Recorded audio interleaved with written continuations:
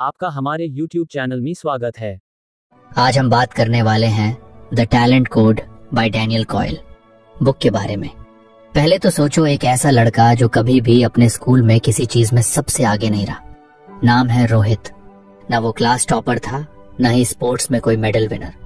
Teachers भी उस पर ज्यादा ध्यान नहीं देते थे और दोस्त भी बस उससे काम निकालते थे।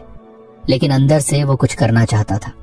उसे गिटार बजाना बहुत पसंद था, पर प्रॉब्लम ये थी कि जब भी वो बजाने की कोशिश करता, फिंगर्स सही कॉर्ड्स पकड़ती ही नहीं थी। बार बार गलती होती और फ्रस्ट्रेशन बढ़ता चला जाता। एक दिन उसने YouTube पर एक वीडियो देखा, you don't need to be born talented to be great. Video में एक अमेरिकन ऑथर डैनियल कॉयल की किताब द टैलेंट कोड के बारे में बताया गया था। वहां उसने पहली बार सुना, talent is not born, it's built, और ये बात उसके दिमाग में जैसे चिपक गई। उस दिन के बाद उसकी जिंदगी थोड़ी थोड़ी बदलने लगी। अब रोहित ने डिसाइड किया कि वो रोज सिर्फ 20 मिनट डीप प्रैक्टिस करेगा।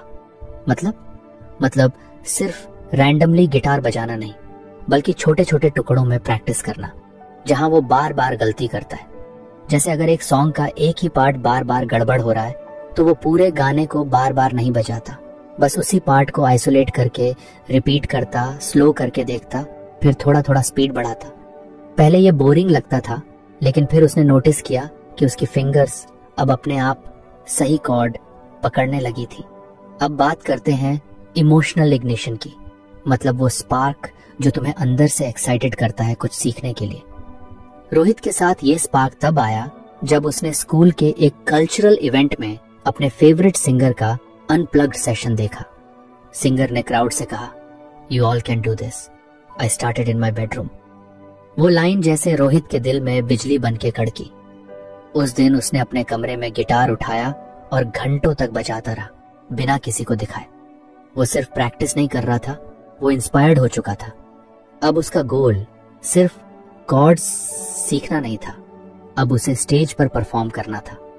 उसके अंदर एक आग जल चुकी थी। यही है इमोशनल इग्निशन। जब किसी चीज से दिल जुड़ जाता है तो दिमाग उसे छोड़ नहीं पाता। तीसरी चीज जो द टैलेंट कोड में बताई गई है वो है गुड कोचिंग। रोहित के पास कोई एक्सपेंसिव म्यूजिक टीचर नहीं था, लेकिन YouTube और कुछ ऑनलाइन कम्युनिटीज से उसने सही लोगों को फॉलो करना शुरू किया। वो सिर्फ टिप्स नहीं लेता, उनकी मिस्टेक्स भी ऑब्जर्व करता। और फिर एक दिन उसने लोकल म्यूजिक एकेडमी में वीकेंड क्लासेस लेना शुरू किया। उसके कोच ने उसे सिर्फ नोट्स नहीं सिखाए, उसे ये समझाया कि कैसे हर नोट को फील किया जाता है। कोच ने एक बार उससे कहा, talent is nothing but the result of repeated effort in the right direction. और वो बात रोहित को अंदर तक हिला गई।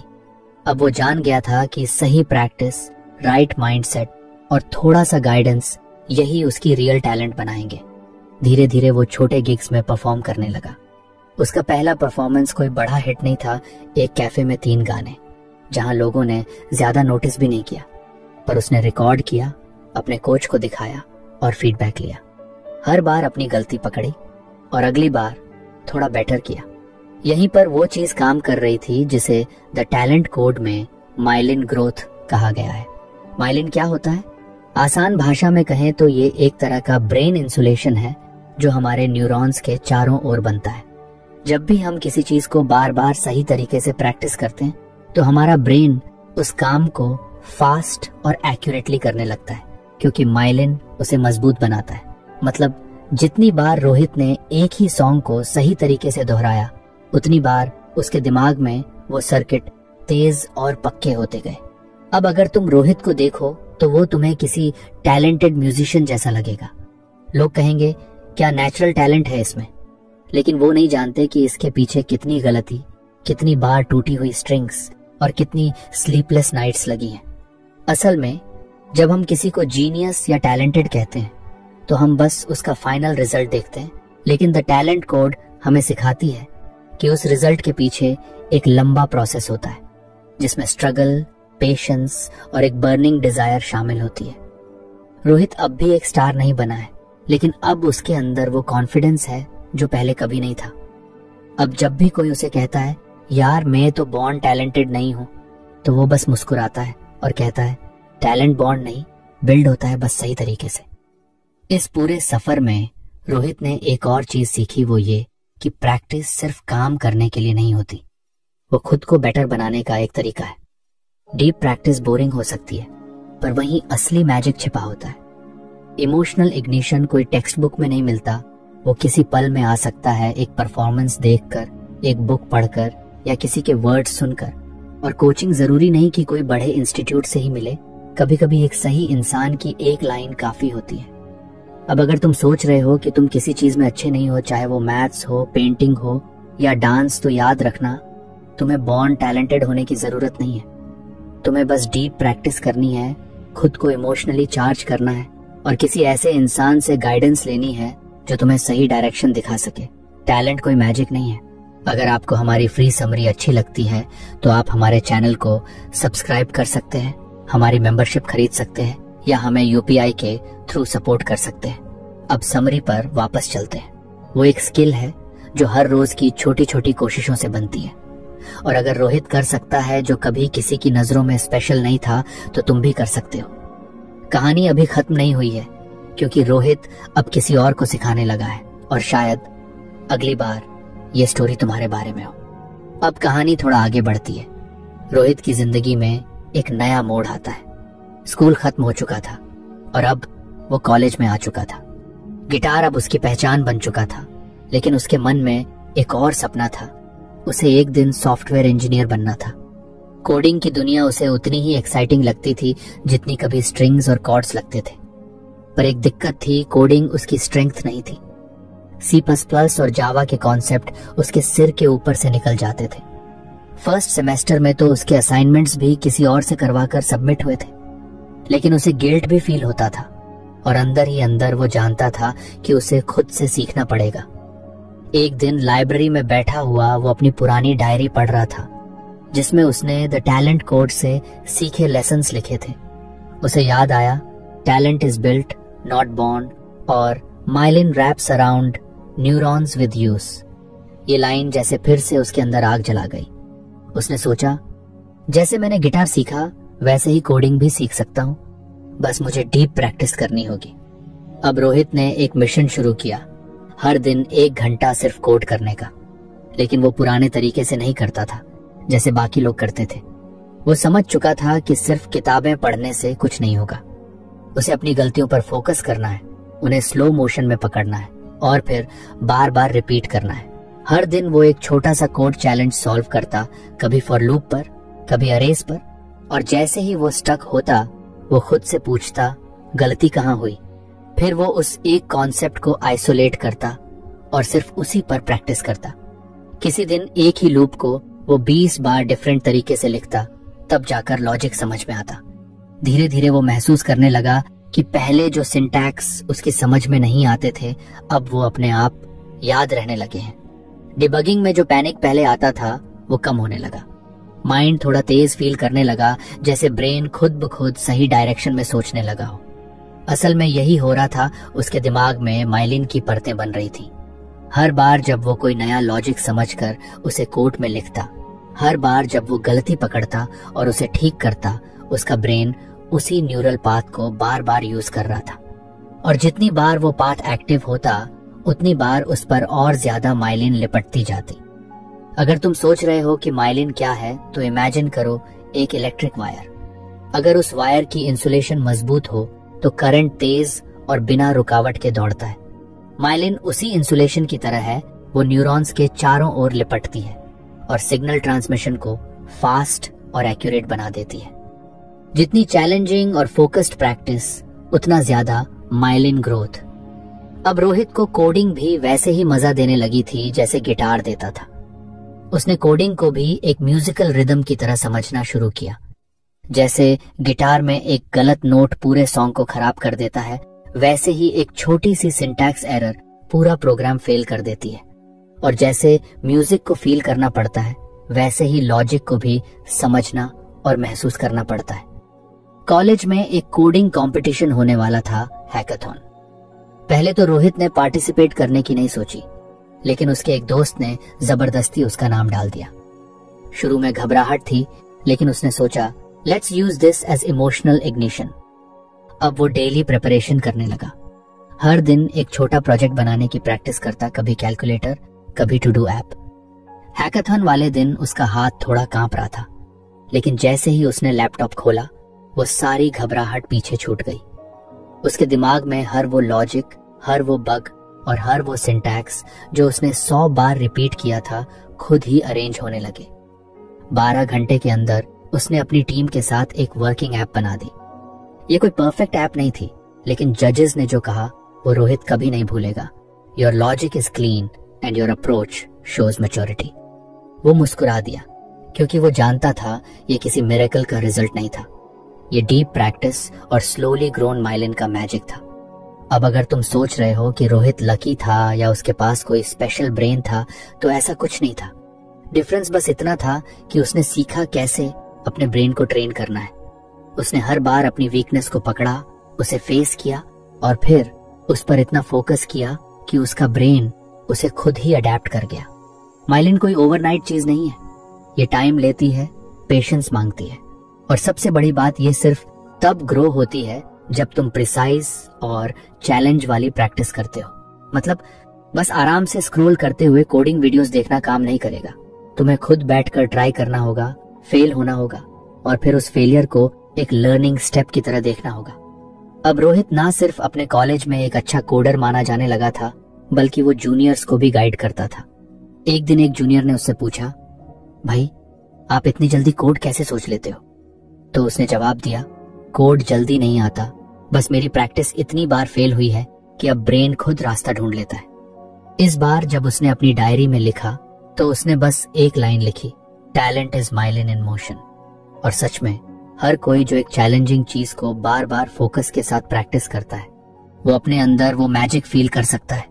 कोडिंग या म्यूजिक या कोई भी स्किल, सबका बेस सेम होता है। बस मेहनत, कंसिस्टेंसी और थोड़ा सा साइंस जो कहता है कि तुम जितनी बार कुछ मेहनत से सीखते हो, उतनी बार तुम्हारा दिमाग उसे सीखने के लिए खुद को रिवायर कर लेता है। यही है रियल टैलेंट बिल्डिंग। शायद तुम भी आज किसी चीज में स्ट्रगल कर रहे हो, मैथ्स, डांस, लैंग्वेज या कोई और स्किल, तो याद रखो तुम्हें बॉर्न जीनियस नहीं होना है। तुम्हें बस बार बार कोशिश करनी है, अपने दिमाग के सर्किट्स को चैलेंज करना है और धीरे धीरे उस स्किल में मास्टर बन जाना है। और जब एक दिन कोई तुमसे पूछेगा तुम इतने टैलेंटेड कैसे बन गए, तो तुम भी मुस्कुराकर कहोगे, मैंने बस प्रैक्टिस से अपने ब्रेन में थोड़ा एक्स्ट्रा माइलिन बना लिया। कॉलेज का 3रा साल शुरू हो गया था। रोहित अब एक अच्छा कोडर बन चुका था, हैकाथॉन जीत चुका था और जूनियर्स को गाइड भी करता था। पर उसके अंदर एक नया डर आने लगा था, क्या मैं अब भी सीख रहा हूँ या बस वही पुरानी चीजें दोहरा रहा हूँ जो मुझे आती हैं। वो समझ गया था कि कंफर्ट जोन में रहना सेफ तो है, पर ग्रोथ वहीं रुक जाती है। उसे फिर से वही डायरी याद आई जिसमें उसने द टैलेंट कोड के बारे में लिखा था। एक लाइन ने उसे फिर से झटका दिया, deep practice involves operating on the edge of your ability. उसने सोचा, अगर मैं वही प्रॉब्लम सॉल्व करता रहूं जो मुझे पहले से आती है, तो मेरा ब्रेन नई सर्किट्स क्यों बनाएगा। लर्निंग वहीं होती है जहां आप बार बार गलती करते हो और हर गलती को पकड़कर सुधारते हो। वहीं असली रिवायरिंग होती है, वहीं ब्रेन फास्ट और एफिशिएंट बनता है। इस बार उसने खुद को एक नई चैलेंज दी, मशीन लर्निंग सीखना। न बैकग्राउंड था, न समझ, और सारे ट्यूटोरियल्स तो ऐसे लगते थे जैसे कोई एलियन लैंग्वेज बोल रहा हो। पर उसने सोच लिया था उसे उस एज पर जाना है जहां हर स्टेप पर दिमाग कहे, भाई ये नहीं आता। उसने पहला प्रोजेक्ट उठाया, एक छोटा सा प्रोग्राम जो हैंड रिटन डिजिट्स को पहचान सके।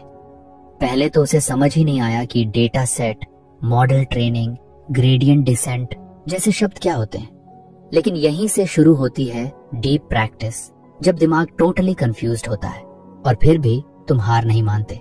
हर दिन वो एक कॉन्सेप्ट पकड़ता। स्टैक ओवरफ्लो, यूट्यूब और किताबें सब उसकी मदद के रिसोर्स बन गए। लेकिन फर्क ये था कि वो सिर्फ देखता नहीं था, खुद इम्प्लीमेंट करता। हर बार जब एरर आता वो घबराने की बजाय रुचि लेता, ये बग क्यों आया। फिर वो उस बग को ट्रेस करता, डिबग करता और जैसे ही उसे फिक्स करता, एक नया न्यूरल कनेक्शन बन जाता।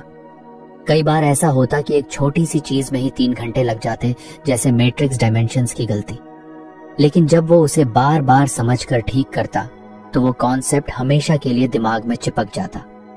उसका ब्रेन उस प्रॉब्लम के आसपास एक एफिशिएंट हाईवे बना लेता अब अगली बार वैसी गलती करना लगभग नामुमकिन हो जाता। उसे समझ में आया कि डीप प्रैक्टिस एक तरह का स्ट्रगल है, लेकिन ये यूजलेस स्ट्रगल नहीं है, ये स्मार्ट स्ट्रगल है। इसका मतलब है हर बार अपने लिमिट्स के जस्ट बाहर जाना, वो ट्राई करना जो तुम अभी नहीं कर सकते, और फिर धीरे धीरे उसे पॉसिबल बनाना। एक दिन उसने अपने दोस्त अंशुल को बताया कि वो क्या कर रहा है। अंशुल बोला, भाई मैं तो हमेशा आसान प्रोजेक्ट्स ही चुनता हूँ, कम से कम टाइम में कंप्लीट हो जाते हैं। रोहित मुस्कुराया और बोला, लेकिन जब तुम खुद को पुश नहीं करते तो ब्रेन भी सो जाता है। ग्रोथ वहीं होती है जहां थकान होती है और दिमाग एरर से जूझता है। अब हर सुबह रोहित का रिचुअल था 90 मिनट की डीप प्रैक्टिस। वो मोबाइल साइलेंट मोड पर रखता, हेडफोन्स में लाइट म्यूजिक लगाता और सिर्फ एक चीज पर फोकस करता, एक ऐसा प्रॉब्लम जो उसे आता नहीं। कभी CNN कॉन्वोल्यूशनल न्यूरल नेटवर्क बनाना, कभी डेटा प्री प्रोसेसिंग, कभी लॉस फंक्शन को समझना।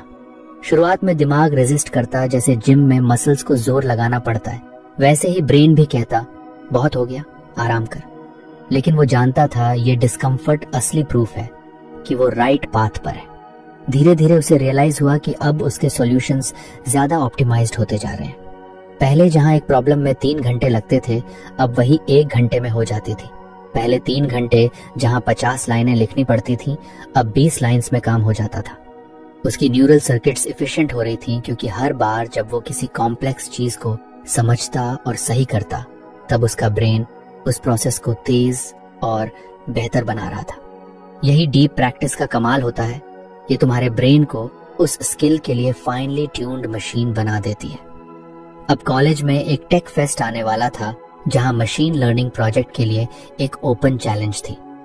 रोहित ने सोचा कि ये उसका नेक्स्ट टेस्ट हो सकता है। उसने एक रियल वर्ल्ड आइडिया लिया, एक ऐसा सिस्टम बनाना जो फोटोज में फेस इमोशंस डिटेक्ट कर सके। चैलेंज बहुत बड़ा था, लेकिन वही तो चाहिए था, कुछ ऐसा जो अभी नहीं आता, जिससे डर लगे और जिसमें गलती की पूरी संभावना हो। टीम बनाना शुरू किया, प्रॉब्लम स्टेटमेंट लिखा और डेटा कलेक्ट करने लगा। हर स्टेप पर प्रॉब्लम आती, data format mismatch, model accuracy low, training time बहुत ज्यादा। लेकिन टीम हर गलती को डायग्नोस करती, रीजंस फाइंड करती और फिर फिक्स करती। कई बार तो रात के 3 बजे तक लैब में बैठे रहते, लेकिन सबका एक ही मोटो था, मिस्टेक करो, समझो और सही करो। और धीरे धीरे वो मॉडल जो शुरू में कुछ भी प्रेडिक्ट नहीं कर रहा था, अब 85% एक्यूरेट रिजल्ट देने लगा। फेस्ट वाले दिन जब उनका प्रोजेक्ट डेमो हुआ, ऑडियंस स्टन थी। जजेस इम्प्रेस्ड थे, उन्होंने कहा, this is real learning, not just a presentation. और रोहित को जो सबसे ज्यादा खुशी मिली वो ये थी कि इस बार अपलॉज सिर्फ रिजल्ट्स के लिए नहीं था, बल्कि उस जर्नी के लिए थी जो उन्होंने खुद बनाई थी, डीप, डिफिकल्ट और ऑनेस्ट। अब रोहित जान चुका था कि चाहे कोई भी स्किल हो, coding, music, dance, language, deep practice ही रियल डिफरेंस बनाती है। जब तुम कंफर्ट जोन से बाहर जाते हो, बार बार गलती करते हो और उन्हें ठीक करते हो, तब तुम्हारा ब्रेन मास्टर बनता है। तो अगर तुम्हें भी कुछ सीखना है तो आसान रास्ता मत चुनो। हर दिन खुद को उस एज पर ले जाओ जहां तुम कुछ नया सीखो, गलती करो और उसे समझकर ठीक करो। यही है ब्रेन ट्रेनिंग का सबसे पावरफुल तरीका। शायद कोई बाहर से तुम्हें देखकर कहे तू तो गिफ्टेड है, लेकिन तुम जानोगे ये गिफ्ट नहीं, ये हर दिन का स्ट्रगल है, डीप प्रैक्टिस का असर है और उस माइलिन की मेहनत है जो तुम्हारे न्यूरॉन्स को सुपर हाईवेज में बदल रही है। अब डायरी में उसने फिर से लिखा, एज पे प्रैक्टिस करना डरावना होता है, पर वहीं असली मैजिक होता है और उस मैजिक को हर कोई पा सकता है। बस एक शर्त है, गलती करने से डरना नहीं, बल्कि उसे समझकर एम्ब्रेस करना। एग्जाम सीजन का टाइम था। रोहित की जिंदगी अब पहले जैसी सिंपल नहीं रही थी। Coding projects, ML competitions, YouTube videos, internships, सब कुछ एक साथ चल रहा था। पर उस दिन कुछ अजीब हुआ। कैंपस में एक स्पेशल स्क्रीनिंग थी, द सोशल डिलेमा नाम की डॉक्यूमेंट्री दिखाई जा रही थी। उसका दोस्त विवेक बोला, चल देख लेते हैं, अच्छा बोल रहे हैं लोग। रोहित को डॉक्यूमेंट्रीज में ज्यादा इंटरेस्ट नहीं था, लेकिन उस दिन मन मान गया। जैसे जैसे डॉक्यूमेंट्री चली, रोहित की आंखें खुलती गईं। उसे समझ आया कि कैसे सोशल मीडिया उसकी अटेंशन कंट्रोल करता है, कैसे एल्गोरिदम्स ह्यूमन बिहेवियर को मैनिपुलेट करते हैं और कैसे दुनिया के सबसे बड़े इंजीनियर्स इन्हीं चीजों पर काम कर रहे हैं। एक सीन में ट्रिस्टन हैरिस गूगल का एक्स डिजाइनर कहता है, if you are not paying for the product then you are the product. वो लाइन रोहित के दिल में कहीं गहराई तक उतर गई। फिल्म खत्म होने के बाद वो बहुत देर तक चुपचाप बैठा रहा। विवेक ने पूछा, क्या हुआ? रोहित बोला, शायद आज पहली बार मैंने फील किया कि मैं जो सीख रहा हूं वो किसी बड़ी चीज का हिस्सा बन सकता है। ये कोडिंग सिर्फ जॉब के लिए नहीं है, ये दुनिया को बदल सकती है। मुझे कुछ मीनिंगफुल बनाना है। उस दिन पहली बार उसके अंदर कुछ जलने लगा, एक इमोशनल स्पार्क, एक आइडेंटिटी से जुड़ा एहसास। जैसे किसी ने अंदर से कहा हो, तू सिर्फ कोड लिखने वाला लड़का नहीं है, तू वो इंजीनियर बन सकता है जो सोसाइटी को बेटर बना सकता है। यही इग्निशन था। उस बर्निंग मोमेंट ने उसके भीतर की मोटिवेशन को आग बना दिया। अब सिर्फ प्रैक्टिस का रीजन स्किल्स सीखना नहीं था, अब वो अपने पर्पस के लिए प्रैक्टिस कर रहा था। उस रात रोहित ने डायरी खोली और लिखा, मुझे सिर्फ अच्छे इंजीनियर नहीं बनना, मुझे रिस्पॉन्सिबल इंजीनियर बनना है। अब उसका फोकस बदल चुका था। उसने एक नया गोल सेट किया, एक ऐसा प्रोजेक्ट बनाना जो सोशल मीडिया के एडिक्शन को ट्रैक कर सके और लोगों को हेल्थियर डिजिटल हैबिट्स डेवलप करने में मदद करे। प्रोजेक्ट आइडिया रेडी था, एक क्रोम एक्सटेंशन जो बताएगा कि यूजर कितनी बार सोशल मीडिया खोलता है, कितनी देर बिताता है और दिन भर में किस पैटर्न में यूज करता है। साथ ही वो जेंटल नजेस भी देगा कि अब ब्रेक ले लो या थोड़ी देर कुछ और करो। ये टेक्निकल से ज्यादा बिहेवियरल प्रोजेक्ट था, लेकिन यही चैलेंज रोहित को चाहिए था। उसने जावास्क्रिप्ट सीखना शुरू किया, ब्राउजर एपीआईज पढ़ी और बैकएंड के लिए फायरबेस को एक्सप्लोर किया। हर स्टेप पर चैलेंज था, कभी बटन काम नहीं करता, कभी डेटा सेव नहीं होता, लेकिन इस बार उसके अंदर की आग उसे पीछे हटने नहीं देती, क्योंकि अब प्रैक्टिस सिर्फ टेक्निकल इंप्रूवमेंट नहीं थी, वो एक मिशन का हिस्सा थी। उसने डीप प्रैक्टिस को फिर से एम्ब्रेस किया। हर बार जब कुछ नहीं चलता, वो प्रॉब्लम को डिसेक्ट करता, ब्रेक करता, बार बार ट्राई करता। लेकिन अब हर छोटी विक्ट्री उसे एक नई खुशी देती थी, क्योंकि हर बग फिक्स के साथ वो अपने उस विजन के थोड़ा और करीब होता जा रहा था। एक दिन वो लैब में बैठा कोड कर रहा था, तभी उसकी जूनियर रुचि आई और बोली, भैया आप इतना पेशेंटली काम कैसे कर लेते हो? मैं तो 10 मिनट में ही फ्रस्ट्रेट हो जाती हूँ। रोहित मुस्कुराया और बोला, जब तुम्हारा काम तुम्हारे पर्पस से जुड़ जाता है तो पेशेंस अपने आप आ जाता है, फ्रस्ट्रेशन भी फ्यूल बन जाती है। रुचि कुछ सोचने लगी और बोली, तो आपको ये आइडिया क्यों आया? रोहित ने जवाब दिया, क्योंकि मैंने खुद को स्क्रीन के पीछे खोते देखा है, और जब मैंने द सोशल डिलेमा देखा, मुझे समझ आया कि मैं टेक्नोलॉजी को ब्लेम करने की बजाय उसे बेटर बना सकता हूँ। इग्निशन का मतलब यही होता है, कोई ऐसा मोमेंट जो तुम्हारे अंदर के पोटेंशियल को जगाता है। वो मोमेंट एक किताब हो सकती है, एक फिल्म, कोई व्यक्ति, या फिर खुद की कोई पर्सनल हार या विक्ट्री। रोहित के लिए वो मोमेंट वो डॉक्यूमेंट्री थी जिसने उसे उसकी आइडेंटिटी से जोड़ दिया। मैं केवल एक कोडर नहीं हूँ, I am a problem solver for the world. कुछ हफ्तों बाद उसका एक्सटेंशन रेडी हो गया। उसने उसे अपने दोस्तों में सर्कुलेट किया। शुरू में रिएक्शंस मिक्स थे, कुछ बोले काम का है, कुछ बोले भाई बहुत गिल्ट फील होता है इसे देखकर। लेकिन फीडबैक से वो घबराया नहीं, बल्कि और इंस्पायर्ड हुआ। उसने उस फीडबैक को यूज किया, नोटिफिकेशंस को सॉफ्टवेयर बनाया, वीकली प्रोग्रेस चार्ट्स ऐड किए और मोटिवेशनल कोट्स भी इंटीग्रेट किए। अब वो सिर्फ कोड नहीं कर रहा था, वो बिहेवियर डिजाइन कर रहा था, साइकोलॉजी सीख रहा था, यूआई यूएक्स समझ रहा था। इग्निशन ने उसे एक लर्नर से क्रिएटर बना दिया था। फेस्ट में उसने इस प्रोजेक्ट को शोकेस किया और प्रेजेंटेशन में उसने सिर्फ टेक डिटेल्स नहीं बताए, उसने वो कहानी भी सुनाई जो उस इग्निशन से शुरू हुई थी। जजेस इंप्रेस्ड थे, ऑडियंस इंस्पायर्ड थी। एक जज बोली, "You've built something that cares about the user's mind, not just their time. That's rare." उस रात वापस आते वक्त रोहित ने आसमान की तरफ देखा और मुस्कुराया।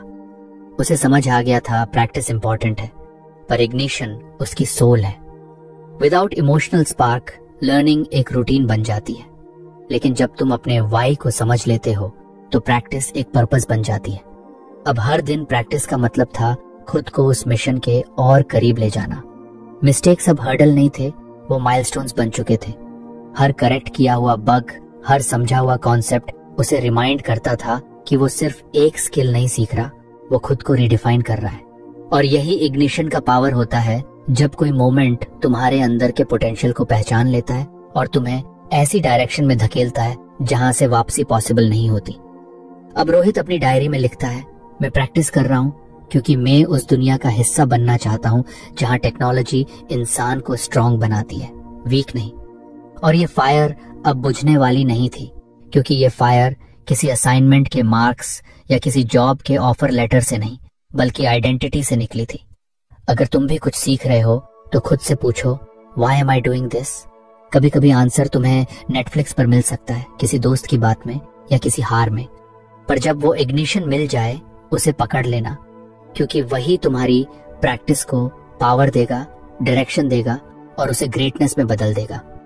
इंजीनियरिंग के 4 साल खत्म होने वाले थे। फाइनल सेमेस्टर में सब प्लेसमेंट्स और फ्यूचर प्लान्स को लेकर सीरियस थे। रोहित का क्रोम एक्सटेंशन काफी पॉपुलर हो गया था और उसने उसी टॉपिक पर अपना फाइनल ईयर प्रोजेक्ट भी बना लिया था।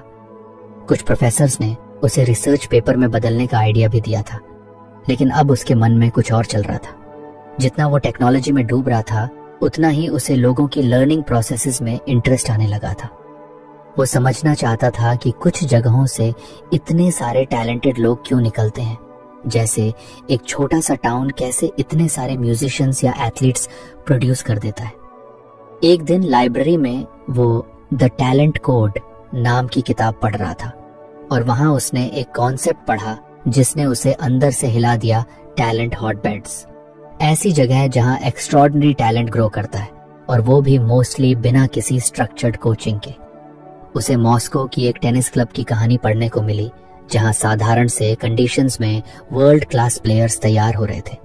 ना कोई लग्जरी कोर्ट्स, ना हाईटेक टूल्स, बस एक स्मॉल रूम, लो नेट्स और इंटेंस फोकस प्रैक्टिस।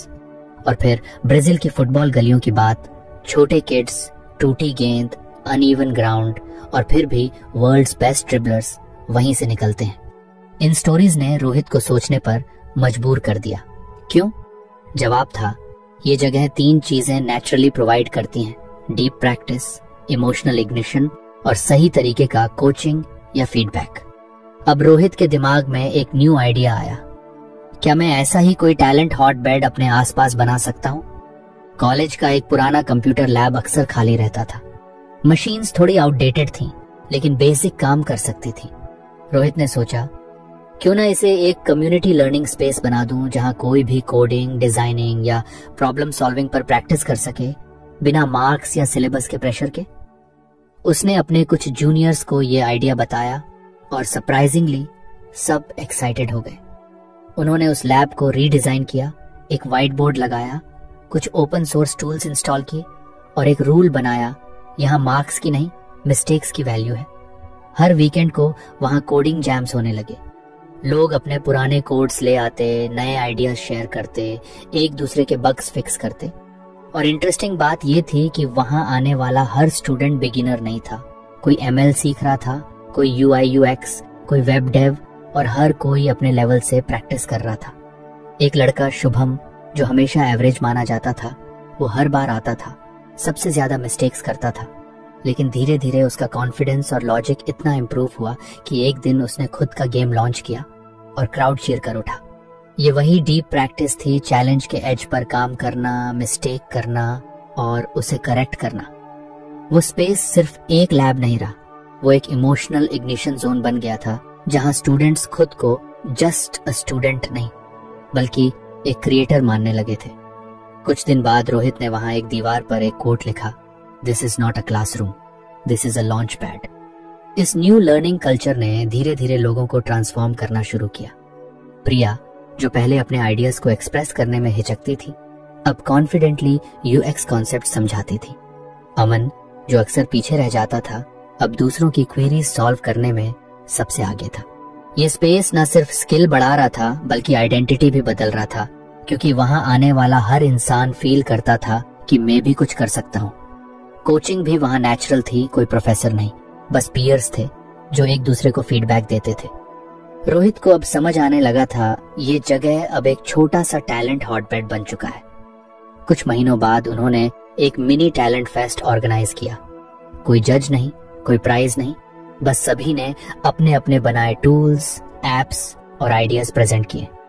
पेरेंट्स भी आए थे, कुछ प्रोफेसर्स भी, और सबसे खास बात यह थी कि हर प्रेजेंटेशन के पीछे एक स्टोरी थी, वो जर्नी जिसमें डीप प्रैक्टिस, इग्निशन और फीडबैक ने मिलकर उस टैलेंट को ग्रो किया था। फेस्ट के आखिरी में एक प्रोफेसर ने रोहित से पूछा, तुम्हें यह आइडिया कैसे आया? रोहित ने मुस्कुराकर जवाब दिया, शायद उस दिन जब मैंने पहली बार समझा कि टैलेंट एक गिफ्ट नहीं होता, वो तो ग्रो किया जा सकता है, बस सही एटमॉस्फेयर चाहिए। अब वो ग्रेजुएशन के थ्रेशोल्ड पर खड़ा था। ऑफर्स थे, अपॉर्चुनिटीज भी, पर उसके अंदर कुछ और मैच्योर हो चुका था। उसे समझ आ चुका था कि एक्स्ट्राऑर्डिनरी टैलेंट किसी फैंसी इंस्टीट्यूट या एक्सपेंसिव कोचिंग से नहीं आता। वो आता है जब कोई व्यक्ति इमोशनली इग्नाइट होता है, उसके पास कंसिस्टेंट डीप प्रैक्टिस करने का मौका होता है और जब उसे टाइमली फीडबैक और सपोर्ट मिलता है। उसने अपनी डायरी में आखिरी बार लिखा, मैं लकी हूं कि मुझे मेरा इग्निशन मिल गया, मेरा डीप प्रैक्टिस का रास्ता मिल गया और एक ऐसा माइक्रो हॉटबेड मिला जहां मैं ग्रो कर सका। अब मेरी कोशिश होगी कि मैं जहां भी जाऊं ऐसी जगह और बनाऊं जहां टैलेंट सिर्फ पाया नहीं, बनाया जाए। और यही होती है किसी जर्नी की अल्टीमेट सक्सेस, जब तुम खुद से आगे सोचने लगते हो और दूसरों के लिए वो एनवायरनमेंट क्रिएट करते हो जिसमें उनका स्पार्क भी फ्लेम बन जाए। इस तरह रोहित की कहानी वहीं खत्म होती है, लेकिन उस लैब की लाइट्स अब भी जली रहती हैं। उस बोर्ड पर नए कोट्स आते रहते हैं और नए फेसेस नए ड्रीम्स लेकर उस टैलेंट हॉटबेड में कदम रखते हैं, ready to grow, not because they are born talented but because now they know how to build it. College का आखिरी दिन था। वो पुराना कंप्यूटर लैब अब एक छोटा सा इनोवेशन स्पेस बन चुका था। दीवारों पर हैंड रिटन कोट्स थे, मशीन्स पर नए आइडियाज और माइंड्स में एक नई सोच। टैलेंट नहीं गिफ्ट है, ये एक प्रोसेस है। रोहित वहीं खड़ा था जहां से उसने ये सब शुरू किया था। उसे वो पहला दिन याद आया जब उसने खुद को एवरेज समझा था, ना कोई खास कोडिंग स्किल्स, ना कोई बड़ी पहचान, सिर्फ एक क्यूरियोसिटी कि कुछ करना है, कुछ बनाना है। उसने महसूस किया कि उसकी पूरी जर्नी बस एक बात सिखाने के लिए थी, एक्स्ट्राऑर्डिनरी बनने के लिए तुम्हें एक्स्ट्राऑर्डिनरी बॉर्न होना जरूरी नहीं है। डीप प्रैक्टिस, इमोशनल इग्निशन और सही फीडबैक से कोई भी खुद को ट्रांसफॉर्म कर सकता है। वो लैब अब उस सोच का सिंबल बन गया था। वहां आने वाले स्टूडेंट्स सिर्फ मार्क्स के लिए नहीं, ग्रोथ के लिए आते थे। वहां फेलियर सेलिब्रेट होता था और मिस्टेक इंप्रूवमेंट का सिग्नल माना जाता था। यही डीप प्रैक्टिस थी, कंफर्ट जोन से बाहर जाकर प्रैक्टिस करना, बार बार गलती करना और हर बार खुद को थोड़ा बेहतर बनाना। हर स्टूडेंट की जर्नी में एक मोमेंट था जब उन्हें इग्निशन मिला, किसी मूवी से, किसी स्पीच से, किसी सीनियर के काम से, और उसी दिन उन्होंने खुद से कहा, मुझे ये सीखना है, मुझे इसमें अच्छा बनना है। ये लैब किसी बड़े इंस्टीट्यूट जैसा नहीं था, लेकिन उसमें वो 3 एलिमेंट्स थे जो किसी भी टैलेंट हॉटबेड में होते हैं, प्रैक्टिस, पैशन और पीपल हु केयर। ये छोटा सा सेटअप मॉस्को की टेनिस क्लब या ब्राजील की फुटबॉल गलियों जितना ही पावरफुल बन चुका था। ग्रेजुएशन के दिन जब रोहित ने सर्टिफिकेट लिया तो क्राउड की तालियों में एक अलग सी गर्माहट थी। वो सिर्फ एक स्टूडेंट नहीं था, वो एक माइंडसेट फैलाने वाला बन चुका था। उसके पीछे एक लेगेसी थी, वो माइंडसेट जिसने डजन्स ऑफ स्टूडेंट्स को अपनी लिमिट से आगे जाने की हिम्मत दी थी। उस दिन जाते जाते उसने लैब की व्हाइट बोर्ड पर एक आखिरी लाइन लिखी, talent isn't rare, the right spark is. और फिर वो चला गया, लेकिन उस स्पार्क को पीछे छोड़कर ताकि कोई और आए, उस स्पार्क को पकड़े और फिर से खुद को बनाए। कहानी खत्म नहीं हुई, बस बटन अब किसी और के हाथ में थी। तो फ्रेंड्स, ये थी हमारी आज की बुक समरी। आपको कैसी लगी कमेंट करके जरूर बताएं और धन्यवाद आपका समरी एंड तक सुनने के लिए।